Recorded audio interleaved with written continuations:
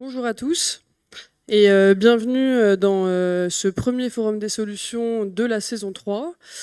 Sans plus attendre, je vais laisser la parole à Roland Mouchel-Blaisot, donc préfet et directeur du programme Action Cœur de Ville, qui va introduire cette séquence. Et à côté de moi, Christine Carboni, donc architecte à la Cité de l'Architecture et du Patrimoine, et Hélène Peskin, secrétaire permanente du plan urbanisme et construction et architecture, qui sont animatrices de ce forum. Roland, je vous laisse la parole. C'est à vous. Bien, merci Marguerite. Bonjour à toutes d'abord et puis bonjour à tous. Ravi de vous retrouver pour l'inauguration de cette saison 3 du Forum des solutions. J'aurais préféré être parmi vous puisqu'on reprend maintenant une formule hybride présentielle et à distance, mais je pars dans quelques minutes dans un déplacement en Saône-et-Loire et donc je ne pouvais malheureusement pas être avec vous. Mais le cœur y est. Juste un petit mot de bilan avant que Hélène et Christine, bien sûr, présente et anime cette réunion avec Marguerite. Tout d'abord, qu'on peut, sur les 2 précédentes saisons des Forums des solutions, qui, comme vous le savez, ont d'abord été créés dans la foulée de Réinventons nos cœurs de ville, mais qui bénéficie et qui est ouvert à toutes les villes Action Cœur de Ville ou les villes PVD ou ORT qui le souhaitent.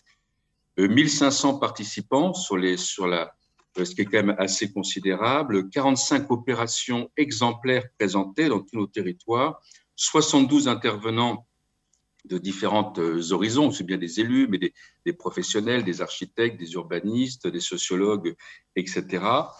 Et puis 2 publications qui sont les best-sellers de l'été à chaque fois, puisque nous avons publié l'été dernier et ça a été diffusé lors de notre rencontre nationale à la Cité de l'Architecture et du Patrimoine. Donc, je remercie encore pour son accueil le 7 septembre dernier. Donc, un livret, une publication qui est très intéressante parce qu'elle décrit toutes les opérations qui ont été présentées, les enseignements qu'on peut en tirer, les bonnes pratiques ou les choses trappes à éviter. Une nouvelle saison démarre, elle sera très riche. Elle sera organisée autour de 3 cycles différents, la ville intergénérationnelle, la ville résiliente et puis la ville active productive au sens économique du terme. Et c'est le premier de ces 3 cycles qui va démarrer aujourd'hui. Je laisserai Hélène Peskin, bien sûr, présenter plus avant la thématique d'aujourd'hui. Je souhaitais aussi, mais avant de lui laisser la parole et bien sûr que s'ouvre ce nouveau forum, vous indiquer que nous organiserons également un forum exceptionnel le 16 décembre prochain, si je me souviens bien, qui aura lieu en même temps que l'ouverture d'une exposition à la Cité de l'Architecture et du Patrimoine sur Bien veiller ensemble. Et donc, ce sera une très belle illustration de la ville intergénérationnelle qui est la thématique du cycle qui débute aujourd'hui. Voilà, je ne veux pas être plus long pour ne pas retarder et prendre trop de temps, en vous souhaitant naturellement un très bon forum et en remerciant l'ensemble des élus et des intervenants qui ont accepté de participer à ce nouveau forum. Voilà, à très bientôt. Merci Roland Mouchel-Blaisot. Bonjour à toutes et tous. Je suis ravie de vous retrouver pour cette 3e saison du Forum des solutions. On est vraiment désormais habitués à ces épisodes mensuels de la série du Forum des solutions avec les quelques ajustements qui viennent d'être indiqués par Roland Mouchel-Blaisot, notamment le fait que cette saison se divisera en 3 cycles et qu'à chaque cycle, on pourra comme ça restituer plus rapidement peut-être que les saisons précédentes les différents projets qui ont été présentés. Je vous rappelle néanmoins que tous ceux qui ont été présentés à la saison 2 l'année dernière, comme à la première saison l'année d'avant, vous pouvez les retrouver en visio sur Internet, sur les sites de l'Agence nationale de la cohésion des territoires, du PUCA et de la Cité de l'Architecture et du Patrimoine, les 3 partenaires de ce programme.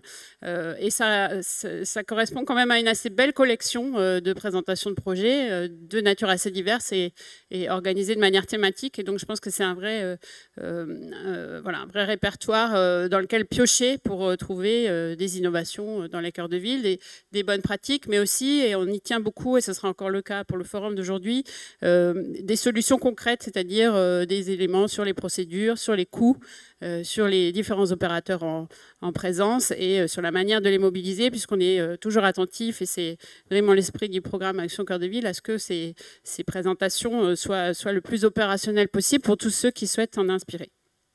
pour le forum d'aujourd'hui, et je laisserai Christine Carboni de la Cité de l'Architecture présenter aussi ces enjeux, on a choisi comme thème autour de la question de l'intergénérationnel et du vivre ensemble, celui des équipements, puisque finalement ce sont des lieux qui cristallisent un peu dans la ville, qu'elle soit petite, moyenne ou grande, la cohésion sociale et le vivre ensemble.